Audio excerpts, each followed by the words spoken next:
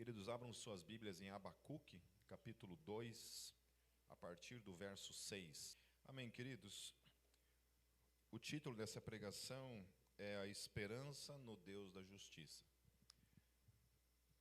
Domingo passado, eu trabalhei no tema relacionado à questão do sofrimento dos justos, e nós estivemos vendo toda essa questão do sofrimento, né, que o sofrimento não envolve apenas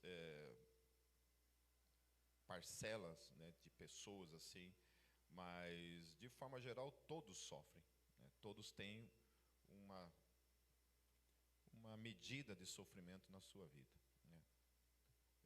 Tem pessoas que sofrem mais, com certeza, do que eu não tenho dúvida disso. Você vai naquele hospital Pequeno Príncipe, você vê crianças ainda precoces ali, já sofrendo de uma maneira, né, que nem toda a minha vida eu, somado todo o meu sofrimento, cheguei perto do que algumas crianças sofrem. E nós estamos tratando também dessa questão, né, do sofrimento, do inocente, né, da criança e tudo mais, num mundo onde existe fé, onde existe Deus.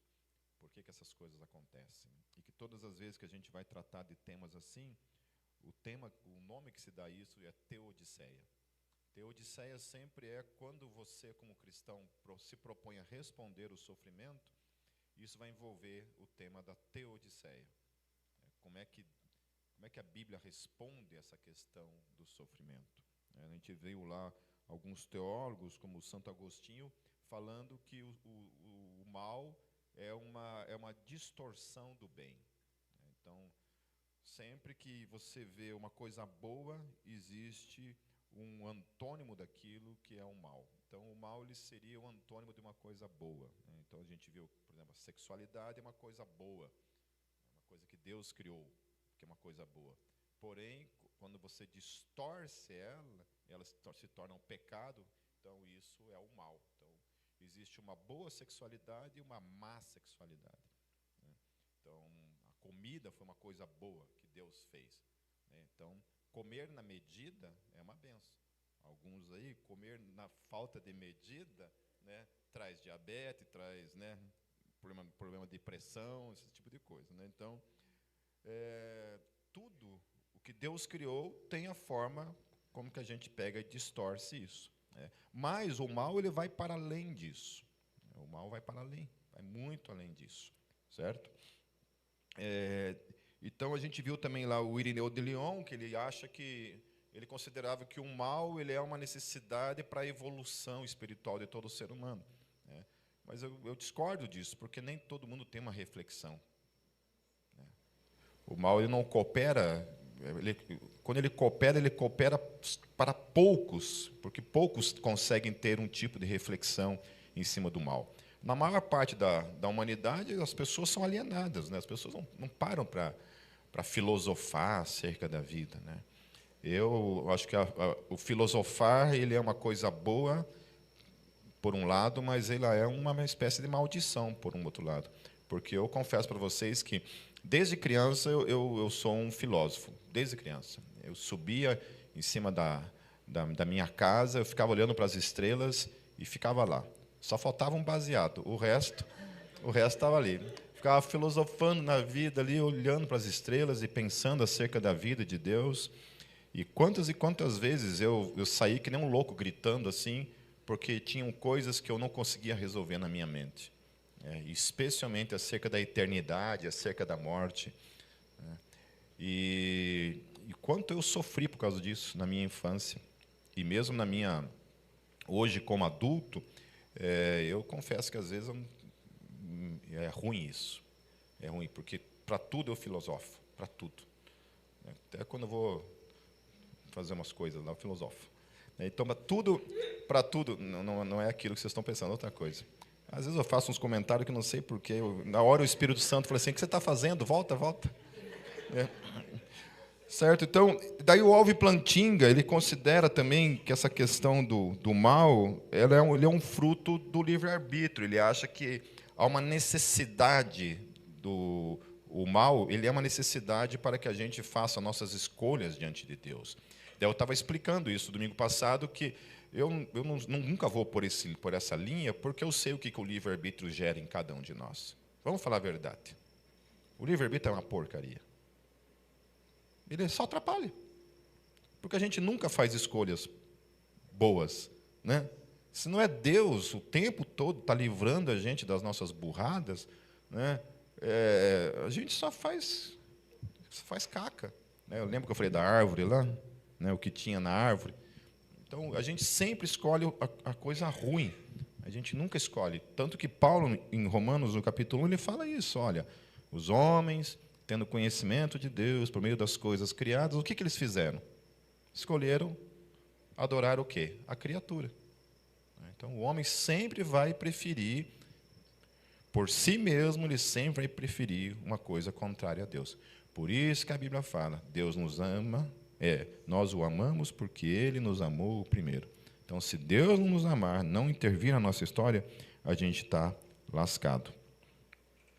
E aí, respondendo uma pessoa essa semana, a respeito dessa questão ligada ao problema lá de Epicuro, né? Porque Epicuro ele olhava para essa questão do sofrimento e para ele era impossível Deus existir, né? Se existe o mal, então Deus não existe. Então ele apresenta só um tipo de universo. Para ele só é possível assim. Se o mal existe, logo Deus não existe, né? E sempre quando você for lidar com isso, mais uma vez eu falo, queridos, você sempre tem que procurar fazer a pessoa explicar, então, o que é o mal e o que é o bem. Porque se Deus não existe, o mal e o bem também não existem. Todas as vezes que a gente vai falar que existe o mal, para você falar que algo é mal, existe uma outra coisa que é boa. Mas quem que disse que isso que é bom e isso aqui é mal? Quem que falou isso? Se não foi Deus, foi quem? Quem que foi?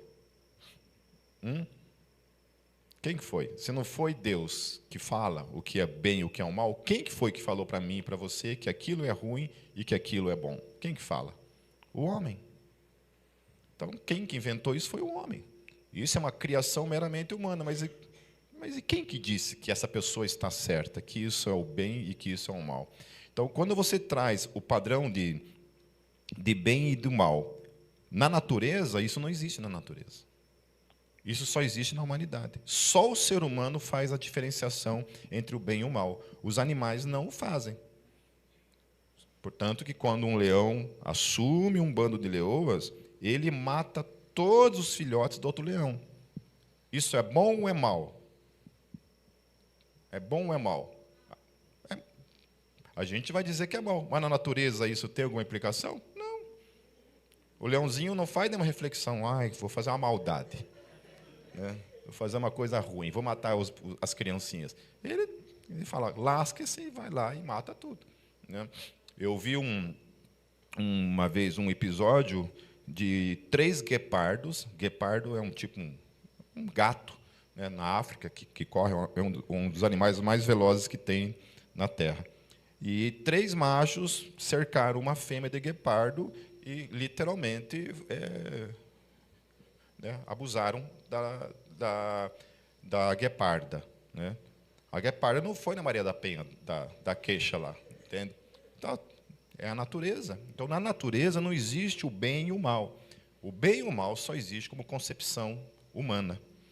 E quem falou isso? Ou é o ser humano, daí que se é o ser humano que criou conceitos do bem e do mal, então é só uma questão de, beleza, é bom para você, para mim não é, e aí nós não temos por que julgar ninguém. Ok? Agora, se existe um Deus que revelou o bem e o mal, aí a coisa é diferente. Porque ele, então, se torna o padrão absoluto, que diz absolutamente aquilo que é bom e aquilo que é ruim. Então, muitas vezes as pessoas falam coisas acerca da Bíblia, e hoje, conversando com uma pessoa aqui na igreja, né, eu fico pensando assim, como existe ignorância, não no mundo, mas dentro da igreja, acerca das coisas da Bíblia. Quando a Bíblia revela certas situações ali, que aos nossos olhos, assim, cara, isso é ruim. E muitas vezes a gente embarca num tipo de discurso que não condiz com aquilo que de fato a Bíblia revela. Ok? Então a gente precisa de fato estudar na Bíblia. Então, se a Bíblia revela um Deus que é bom e que ama, ao mesmo tempo, na própria Bíblia revela pessoas que fazem o mal e que Deus traz justiça para esse mal, então não existe incompatibilidade entre a existência de Deus e a existência do mal. Do contrário, é necessária a existência de Deus para que exista de fato o mal. Porque se Deus não existe, não existe o mal. Ok? Só existe o mal se Deus de fato existe. Certo? E nós sabemos que Deus existe, porque nós experimentamos isso. Então a gente viu também a indignação de Abacuque, né, diante do que estava acontecendo, porque os caldeus tinham invadido Judá, estavam destruindo Judá, e para Abacuque aquilo era um absurdo. Falei, como é que pode Deus permitir que um povo pagão, um povo que era 10 vezes mais pecador do que Judá, porque de fato eles estavam afundados em coisas moralmente piores, e Abacuque olhava para aquilo e falou assim, não é possível que o Deus de Israel está permitindo isso. Né? E aí a resposta de Deus qual é? Fica tranquilo, que sou eu quem está fazendo isso. Então era Deus que estava usando uma nação pagã para trazer juízo sobre Israel, ou sobre Judá. E aí, lá no final, tem a grande questão, né? Que o justo viverá pela sua fé. Esta é a resposta de Deus para ele. Ou seja, diante de tudo que você está vendo, você precisa confiar na minha fidelidade, na minha justiça, em quem eu sou como Deus. Amém? E aí, entrando no capítulo 2, no verso 6 em diante, o texto vai dizer assim: todos estes povos um dia rirão dele com canções de zombaria e dirão: ai daquele que amontoa bens roubados e se enriquece mediante extorsão. Até quando isto continuará assim? E aí que eu acho interessante, né? Porque é Deus quem está trazendo os caldeus para trazer juízo sobre Judá. Porém, olha só, Deus vai julgar os caldeus pelo mal que eles estão trazendo sobre Judá, mesmo que seja debaixo da sua soberania. É louco isso, né? É louco isso. E eles tinham invadido Judá, tinham roubado Judá, e Deus vai julgar tudo isso que eles estão fazendo. Então, Deus usa o mal para trazer justiça, mas o mal não sai sem juízo, mesmo que esteja debaixo da sua soberania. Então, está acontecendo o mal na tua vida, querido? Fica tranquilo. Às vezes, Deus está tratando a mim e a você. É ruim ser injustiçado, né? É ruim passar por situações de injustiça. Provavelmente você já deve ter passado por situações e falei assim, puxa, isso é injusto, Deus. Isso é injusto. E ter que, né, engolir aquilo e ainda muitas vezes ter que pedir perdão. Quantas vezes você já pediu perdão por coisas que você não tinha culpa nenhuma e ainda assim teve que ir lá, né, baixar a cabecinha e falar, olha, me perdoe. Quantas vezes? Ou não? Nem cavacatuça. Nem errado faz isso.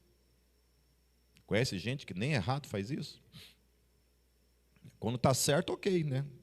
Dou até um desconto a pessoa teve. Não, eu estou certo, eu não vou pedir perdão, sendo que eu estou certo. Mas nem quando está errado. Eu sempre conto uma história aqui de um casal que ele veio reclamar para mim e falou assim, ó, Pipe, ela nunca pede perdão. E a gente foi lá tratar, né? Eu e a Cátia sentamos. Por que você nunca pede perdão? E a resposta dela foi na lata. Porque eu nunca estou errada. É ou não é parente do Satanás essa pessoa? O DNA ali, ó, o DNA do Luciferium tá muito ligadinho ali. É sério, gente. Não, na verdade, a gente tem que ter, assim, eu acho isso uma tragédia, de verdade. Nunca estar errado? Meu Deus. Nunca. Nenhuma vez. Nunca, nunca. Sempre estou certa. Parabéns, Satanás. Deus te abençoe. Continuando, queridos. Seus credores não se levantarão de repente, não despertarão os que o fazem tremer. Agora você se tornará vítima deles, porque você saqueou muitas nações. Todos os povos que restaram os saquearão, pois você derramou muito sangue e cometeu violência contra a terra, cidades e seus habitantes. Então Deus está falando, olha, não é porque aconteceu isso, porque ele estava debaixo da minha soberania, que ele não vai receber o justo juízo. Acalma, que ele vai receber o seu juízo. Ai daqueles que obtêm lucros injustos para a sua casa, para pôr seu ninho no altar, no alto, e escapar das garras do mal. Então, quando a gente olha o mal acontecendo, e muitas vezes o mal não recebendo o seu juízo, a gente fica indignado, a gente, meu Deus, por que Deus não faz nada? E aqui Deus está falando assim, calma, calma, ai daquele que faz isso. Não é porque as coisas não estão acontecendo agora, no teu tempo, que isso não vai um dia receber o seu devido juízo. Você tramou a ruína de muitos povos, envergonhando a sua própria casa e pecando contra a sua própria vida. Então ele tá plantando isso na vida dele. Olha, isso que você está fazendo, você está plantando. Plantando contra quem? Contra a sua própria vida. Essa é uma perspectiva interessante da gente perceber acerca do pecado. O pecado, meu querido, para mim, para você, para qualquer pessoa que seja, nunca o pecado vai trazer coisa boa para mim e para você. Nunca, nunca.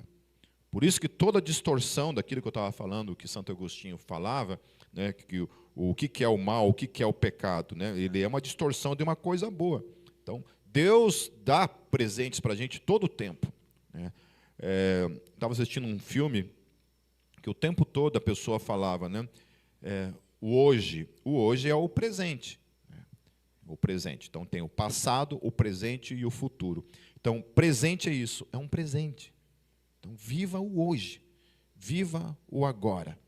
Amém? Viva o agora. Então, hoje, nós temos o hoje como um presente e muitas vezes a gente cospe no hoje. A gente renuncia o hoje, a gente faz qualquer outra coisa menos vivenciar o hoje. E vivenciar o hoje para a glória de Deus. Quando a gente pensa em glorificar a Deus, muitas vezes a gente fica assim, sabe, jogando lá na frente servir a Deus. Lá para frente, vai jogando lá para frente. Quem sabe o dia que eu estiver bem velhinho, eu vou servir a Deus, não sei com o quê. Quando não tiver mais muito tempo de vida, quem sabe eu aproveitei toda a minha vida, quem sabe eu vou servir a Deus com algo. Gente, eu tenho 51 anos. Meus cabelinhos, se sobrar, vai ficar branco, né? Mas eu estou nesse dilema, de verdade. Eu estou perdendo bastante cabelo aqui. Aí eu fico orando todo dia. Eu falei, pai, o senhor sabe que eu sou pastor de uma igreja de metal, né? Como é que eu vou fazer sem cabelo, né? Tem que usar um aplique, sei lá o quê. Eu fico nesse dilema às vezes. Às vezes tem dia que de verdade tem vontade de ir lá no cabeleireiro lá e tacar a tesoura, máquina zero lá e acabar com a festa de uma vez. E aí tem uns aí que ficam tirando sarro, aí, ó, só para dizer para vocês, viu? Continue tirando sarro, que a coisa vai. Daqui uns dias eu apareço aqui que nem o Alexandre de Moraes lá. E aí eu fico nessa questão, né? Porque eu falo assim, Deus, eu quero te servir. Eu quero te servir. Querido, olha, esse ombro aqui eu tive uma capsulite adesiva, mais conhecido como ombro congelado. Eu tive que fazer 70 terapias de fisioterapia, né, para curar, graças a Deus curou. Aí começou no outro agora. Entendeu? Aí assim, meu Deus, é sinal que acabou esse negócio, é vender tudo com o meu equipamento, acabou, porque a coisa fica assim, sabe? E eu fico lutando, e eu fico indignado com um jovem com saúde plena. Ai, estou morrendo, não aguento mais. Entendo? Não aguento mais. Aí essas semanas, às vezes eu sempre converso assim com músicos, né? E um cara aí já tocou no Azorrag, inclusive, veio falar comigo essa semana que estava querendo voltar a tocar guitarra e tal, essas coisas. Eu falei, cara, você estava parado, tá? Meu Deus, você não pode, cara. Você tem um dom, você tem um talento, você é um baita num guitarrista, você não pode, cara. Não pode afundar o teu talento, cara. Você não faz isso. Deus te deu isso para usar para a glória dele, cara. Não faça isso. Use para a glória dele. Use. Sirva. Monte uma banda, cara. Uma das minhas grandes indignações hoje é que acabaram quase todas as bandas cristãs. A gente está querendo fazer o Gólgota Fest esse ano. Eu falei, meu Deus, cadê as bandas? Entendeu? Cadê as bandas? Vocês vão ver que só tem banda velha.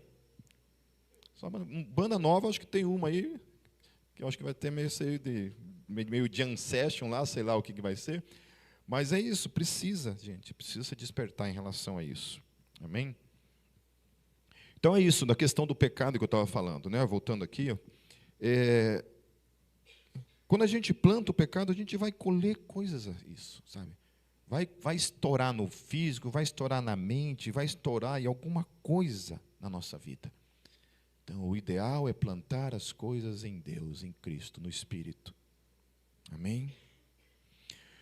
Então, pois as pedras clamarão da parede e as vigas responderão do madeiramento contra você. Ai daquele que edifica uma cidade com sangue e a estabelece com crime.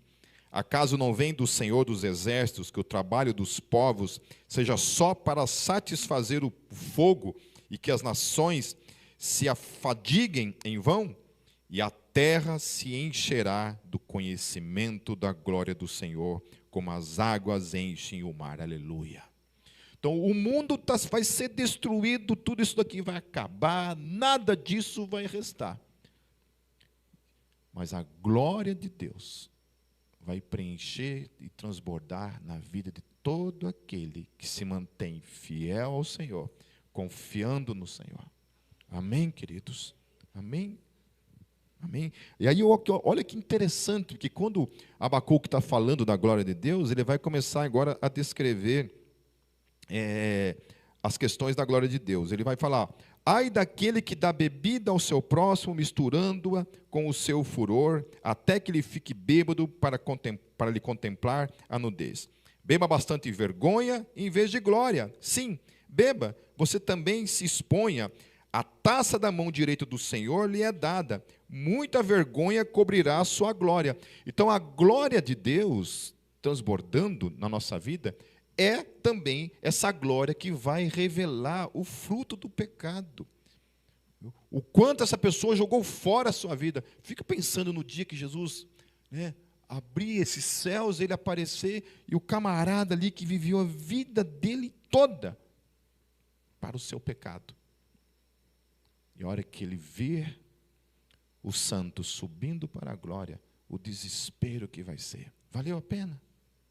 Valeu a pena. Enquanto que aqueles que renunciaram ao pecado e viveram para Deus, subirão e finalmente vão dizer, valeu a pena. Valeu a pena.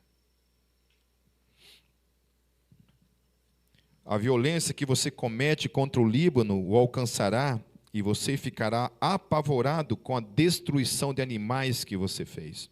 Pois você derramou muito sangue e cometeu violência contra a terra, cidades e seus habitantes.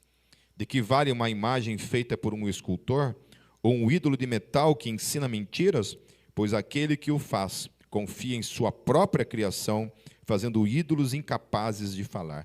Eu fico pensando nessas pessoas pagãs, que vai lá e ela cria o ídolo, ela mesma faz o ídolo e ela confia naquele ídolo que ela criou por ela mesma. Por isso que quando o cristianismo ele se apresentou diante dos povos pagãos, a conversão nos povos pagãos, meus queridos, foi em massa. Esquece esse negócio ali que os cristãos chegavam lá na Noruega e ficavam decepando a cabeça dos vikings. Era o contrário. Eram os vikings que invadiam os países cristãos e matavam os cristãos. Entendeu? Uma coisa é o Império Romano, queridos, é uma outra coisa. O Império Romano acaba ali no quarto século. Quarto, quinto século ali, sexto século no máximo, acaba o Império Romano. Entendeu? Depois não é Império Romano. O Império Romano foi invadido por povos de todos os lados e foi destruído. Mas o cristianismo, ele seduziu justamente por essa questão de ser um Deus eterno. Eterno, todo-poderoso, Criador dos céus e da terra. Diante daqueles deuses que estavam ali, ele era infinitamente maior e poderoso. Então, ai daquele que diz à madeira, desperte, ou à pedra sem vida, acorde. Poderá isso dar orientação? Está coberto de ouro e prata, mas não respira. Daí ele fala, mas o Senhor está em seu santo templo. Diante dele fique em silêncio toda a terra. Aleluia. Depois que Abacuque escuta essas palavras de Deus em relação aos caldeus, ele faz uma confissão lá no capítulo 3. Oração do profeta Abacuque, uma confissão. Senhor, ouvi falar da tua fama, temo diante dos teus atos, Senhor.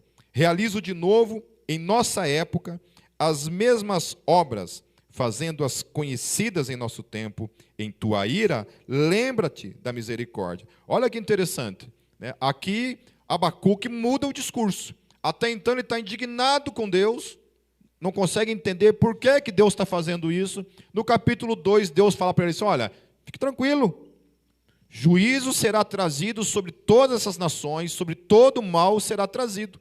A minha glória vai encher a terra, o juízo será trazido. E agora ele muda a confissão. E aqui no versículo 2, ele se lembra do Deus de Israel, dos feitos desse Deus de Israel, que vai lá e traz juízo sobre o Egito, traz juízo sobre as outras nações, o Deus que opera por meio de milagres e prodígios. Isso leva Abacuque a estremecer diante de Deus. Então o temor volta ao coração dele, porque a ele é revelado o Deus a quem ele crê. Amém, queridos? Às vezes falta isso para mim e para você, temor a Deus. Temor mesmo, lembrar de quem é o Deus que nós cremos. Quando a gente olha para as injustiças e a gente cede a um tipo de murmúrio, de murmuração para com Deus diante das injustiças, a gente está negando o Deus em quem nós cremos. Querido, nenhum mal nesse mundo deixará de ser punido pelo Deus da justiça. Amém? Nenhum mal. Entenda isso, nenhum mal. Todo mal que eu e você sofremos será punido, em nome de Jesus. Abacuque agora também ele quer experimentar Deus. Olha que coisa linda. Então Deus se revela a ele e agora ele quer experimentar Deus. Deus, por favor, manifesta o teu poder. Como você fez no passado, manifesta agora. Então ele quer experimentar Deus. Às vezes a gente precisa talvez buscar em Deus nesses momentos como um momento em que a gente precisa conhecer a Deus. Quando a gente passa, eu pelo menos, quando eu passo por algum tipo de enfermidade, e ultimamente tem sido bastante, cara, é o tempo que eu mais oro. É o tempo que eu mais busco a Deus. Entende? Porque é a forma como Deus muitas vezes usa para me quebrantar também. Para que eu largue certas coisas também. Então agora ele não está mais indignado com a injustiça de Deus, do contrário, agora ele se apega na misericórdia de Deus. Lá no final ele vai falar assim, olha, em tua ira, lembra-te do quê? Da tua misericórdia. Então ele começa a olhar com uma certa seriedade. Ele está pedindo assim, Deus, mata lá os caldeus. Daqui a pouco, quando Deus se revela, ele, opa, peraí, vai que o negócio sobe para mim. Ele fala, Deus, peraí, se ire, mas não tanto. Né? Lembra da tua misericórdia, Senhor. Amém? Então agora sim, ele vai ter um vislumbre da glória de Deus. Lá no versículo 3 vai falar assim, Deus veio de Temã, o santo veio do monte Parã, sua glória cobriu os céus e seu louvor enche a terra. Seu esplendor era como a luz do sol, raios lampejavam de sua mão, onde se escondia o seu poder. Olha só que coisa linda. Deus começa a revelar a sua glória. Daí olha o que acontece quando Deus revela a sua glória. Isso que eu acho interessante. Porque para o povo de Deus, a forma como Deus revela a sua glória é uma. Para o mundo é outra. Abacuque está vendo a glória de Deus se manifestar, o poder de Deus. Aí olha o que acontece no versículo 5. Pragas iam adiante dele. Ô glória! Glorifique a Deus, querido. Fala, ô glória! É a glória de Deus que está se manifestando, está dizendo, pragas iam adiante dele, doenças terríveis seguiam os seus passos. Deus está manifestando a glória dele, o esplendor como a luz do sol, raios lampejavam de sua mão, onde se escondia o seu poder. E aí o que acontece diante dele? Pragas iam diante dele.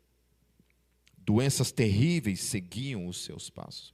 A gente não consegue imaginar, né, que uma doença pode vir da parte de Deus, né? Quando você vê ali algumas apostilas de batalha espiritual, claramente vai ser isso. Eu já li quase tudo que é livro que vocês possam imaginar a respeito de teologia da prosperidade, né? Eu já dei o testemunho várias vezes que, durante o seminário, no primeiro semestre especialmente, eu li todos os livros do seminário que estavam ligados à teologia da prosperidade. Especialmente de um pastor já falecido chamado Kenneth Hagin. Li tudo desse cara, tudo dele. Tudo. Ele praticamente foi o pai da teologia da prosperidade. E o Kenneth Hagin falava isso, que crente não fica doente. Crente que fica doente tem alguma coisa errada. Ou está em pecado, ou está com um demônio. Falava desse jeito. E eu era desse cara que falava desse tipo de coisa na igreja. Quando pregava para os jovens lá na igreja presbiteriana, eu não falava esse tipo de coisa. Até o dia que meu pai foi assassinado. E aí, quando meu pai foi assassinado, eu falei, não, sou filho do rei. Na minha família ninguém morre, só é arrebatado. E aí fui lá, orei do lado do corpo do meu pai, para meu pai ressuscitar, nada.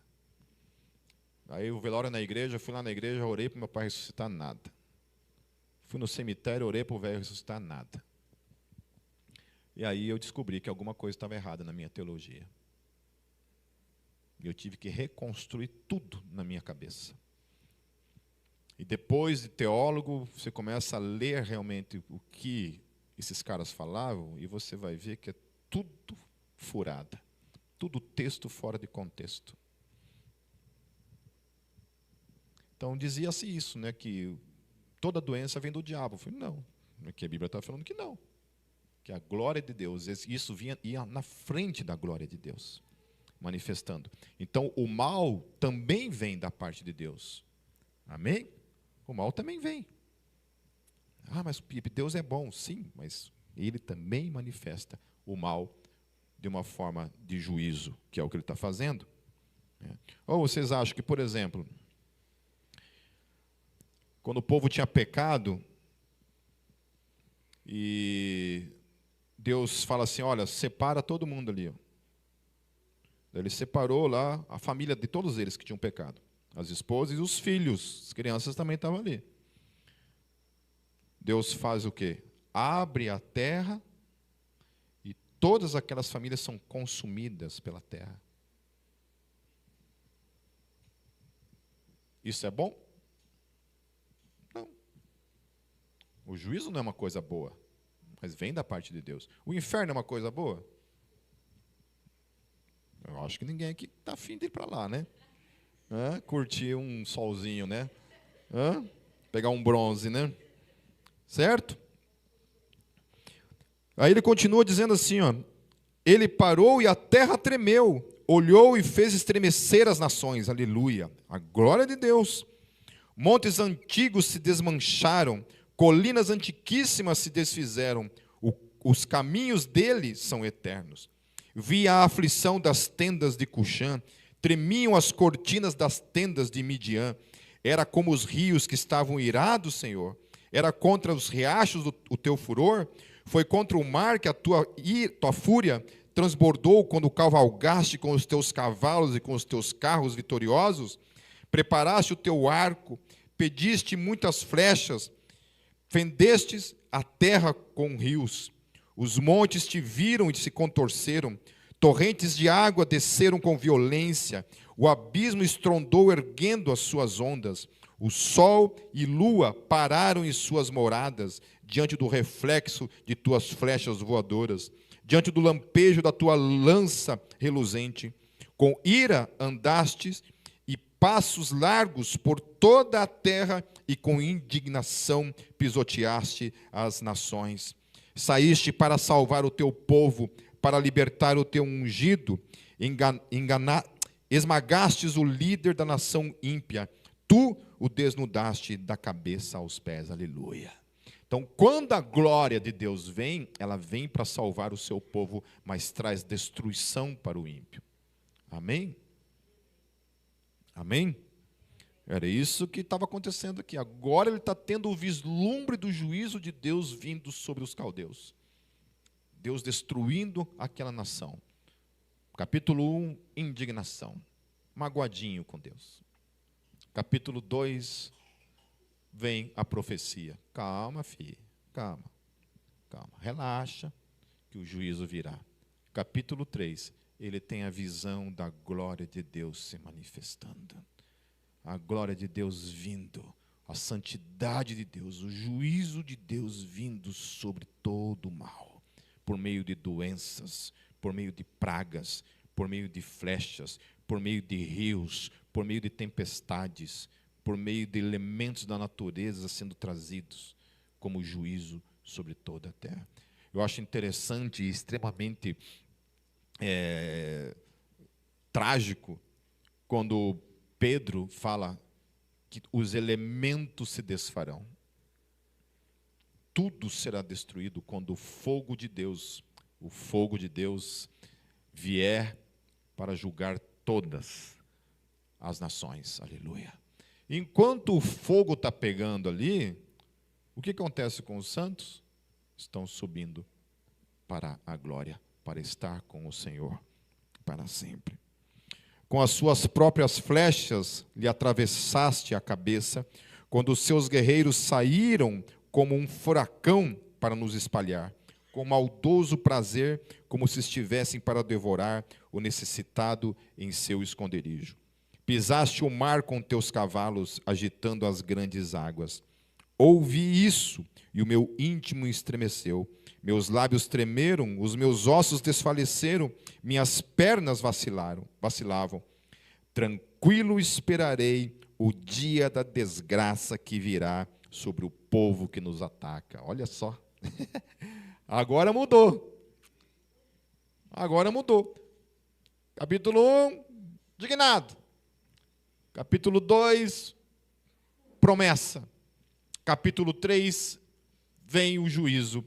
E aí aqui no versículo 16 ele fala assim, ó, ele está tranquilo. Ele não está mais indignado com Deus, ele não está mais olhando para a sua vida indignado com Deus pelo que estava acontecendo. Do contrário, ele está tranquilo, ele está descansando. Esse é o Deus em quem eu confio. Amém.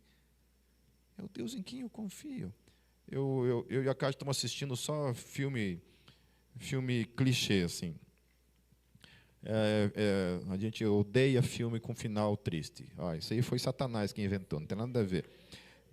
Nós assistimos cada filme assim que a gente saía assim dando bicudo, né, amor? Então a gente está assistindo só filme assim, filme bem malhação, não que malhação é do Satanás. Deixa eu ver. Sei lá, filme bonito, filme de sessão da tarde, isso aí. Mas assim, filme bonitinho, final feliz. E aí, por acaso, os 2 últimos filmes que a gente assistiu era sobre aquelas colônias alemãs, os Ramish. Ramish? Isso daí. Eu não lembro como é que fala. E as 2 colônias eram sobre isso, né? E eu achei interessante, porque um desses filmes eram 3 senhorinhas que elas tinham uma pousada e era para elas fecharem a pousada. Elas falaram, não, faz o seguinte, a gente vai manter essa pousada aberta para todo necessitado. Então, todos aqueles que Deus quiser trazer aqui, a gente vai estar aqui para servir. E apareceu um cara com o seu filho e precisava, porque ele não tinha dinheiro, e elas acolheram e serviam com uma alegria no coração, assim.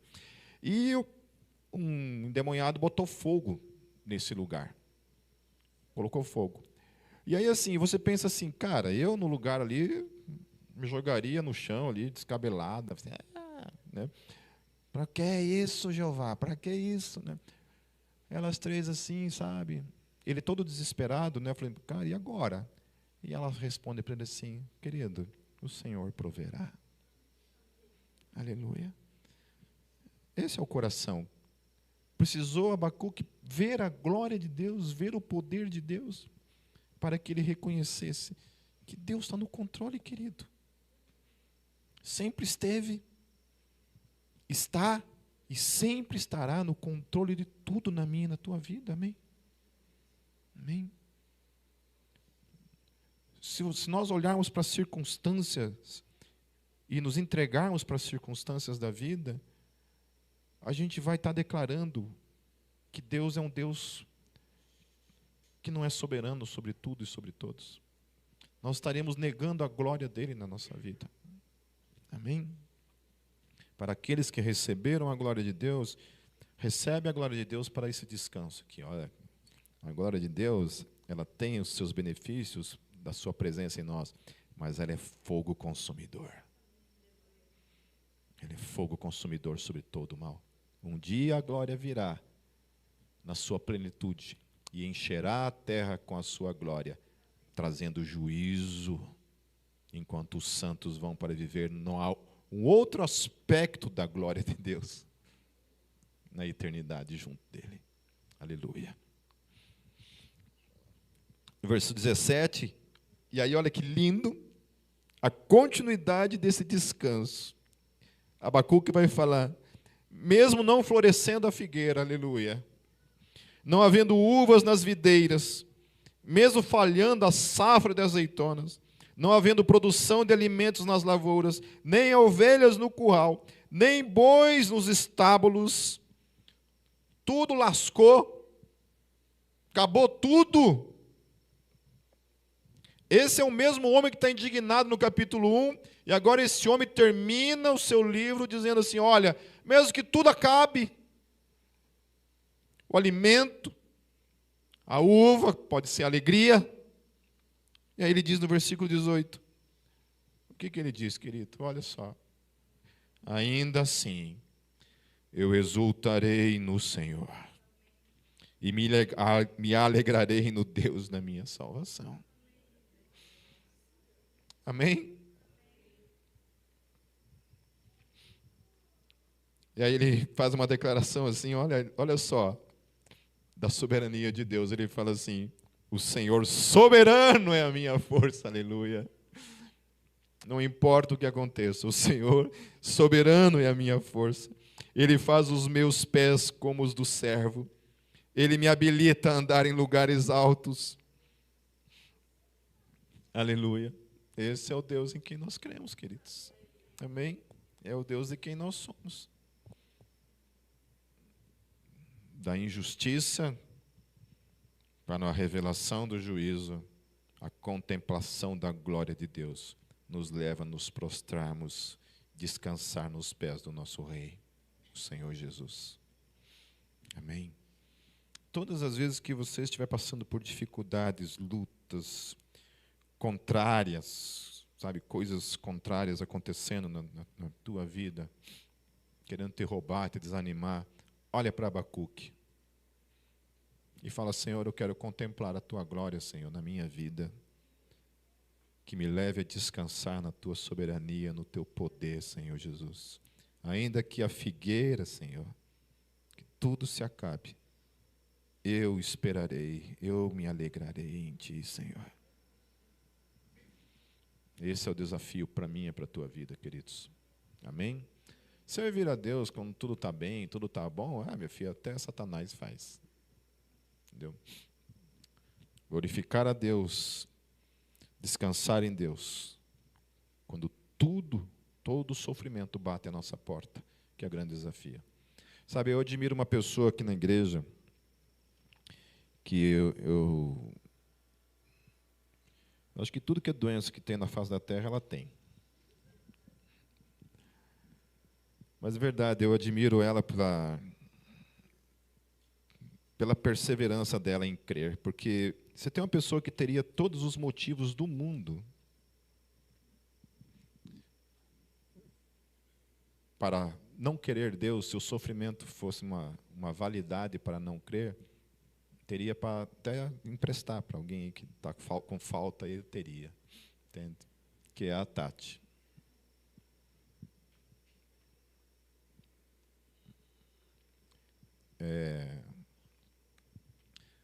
Glorifico a Deus pela tua vida, Tati. por você ainda estar no Senhor. A Tati, eu acho que é a prova viva de alguém que desafia essa lógica ateísta, né? De que se existe sofrimento, logo Deus não existe. Eu acho isso desafiador, pessoas que sofrem e passam por doenças e continuam crendo. Não fazem essa distinção, sabe? Do contrário, eu vejo gente assim que nem é com ela. Tem uma criança lá na África morrendo. Pronto, Deus não existe, eu não quero para a minha vida. Nem é ela que está sofrendo. Nem é ela que está passando por isso. Né? Às vezes nem é ela. Às vezes essa pessoa tem uma saúde plena e ela nega a Deus por causa que um outro está sofrendo. Aí você vai lá nessa criança na África, a família dela crê. A família dela louva a Deus, glorifica a Deus. A família dela olha para o sofrimento e continua crendo. E aí o playboyzinho, o ateu aqui no Brasil, nega a Deus com o seu carro importado, com a sua mesa cheia de comida. Ele nega a Deus, porque lá na África tem uma pessoa que está passando fome, mas a família dessa pessoa continua crendo, confiando em Deus. Ainda que a figueira não floresça, continua crendo. Amém, queridos? Vamos fechar nossos olhos.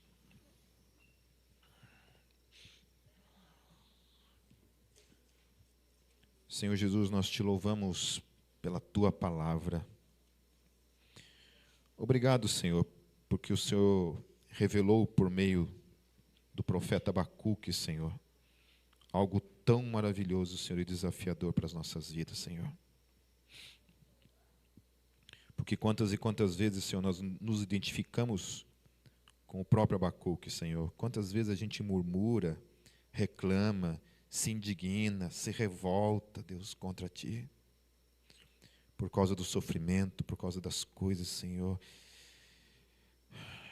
terríveis que acontecem na nossa vida, na vida de tanta gente que a gente ama e conhece, Deus. Deus, mas obrigado porque o Senhor revelou por meio dele, Senhor, que nenhum mal ficará impune. De que o Senhor, por meio da tua glória santa, justa e poderosa, Deus, um dia trará juízo sobre tudo, sobre todos, Senhor. E somente aqueles que estão em Ti, Senhor, que estão em Cristo Jesus, terão a graça, Senhor, de serem arrebatados para esse encontro nos ares e estarão contigo para todos sempre, Senhor. Para provar dessa glória poderosa, Deus, diante do Teu trono eterno, Senhor. Mas enquanto estamos aqui, Senhor, que nós possamos falar, Deus, as palavras de Abacuque, Senhor. Que nós possamos dizer, Deus, com fé, com esperança em Ti, Senhor. Que a gente possa, Senhor Jesus, confessar o Senhor nas nossas vidas. Sempre, Senhor. Sempre. Na certeza, Senhor, que mesmo que não floresça a figueira, Senhor, mesmo que não haja uvas na videira, Senhor, mesmo que falhe a safra, Senhor Jesus, que não haja alimento nas lavouras, nem ovelhas nos currais, nem bois nos estábulos, ainda assim nós exultaremos em Ti, Jesus, e nos alegraremos no Deus da nossa salvação. Amém.